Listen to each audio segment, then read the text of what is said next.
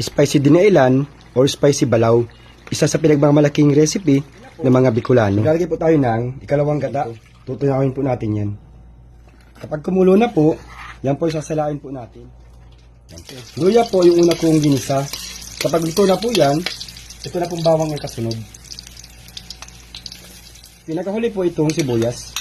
Pag luto na po yung mga ricado, ito na pong taba ng baboy ang kasunod. Bintak po ang tawag namin dito. Gisa na po natin ito sa loob ng 10 minutes. Maglalagay po ako ng konting paminta. Konting asin lang po muna ilalagay ko. Maglalagay din po ako ng konting umami seasoning. Konti lang po. Halagay lang po natin. Pagkatapos natin magisa, ito na pong kinunong na dinailan ng kasunod. Pinakulang ko lang po ito ng nasa 30 minutes. Ito na 3 buong nyug. 3 buo po na malalaking nyug. Then ito po, pakulang po natin ulit. Pinakulang ko lang po ng another 30 minutes.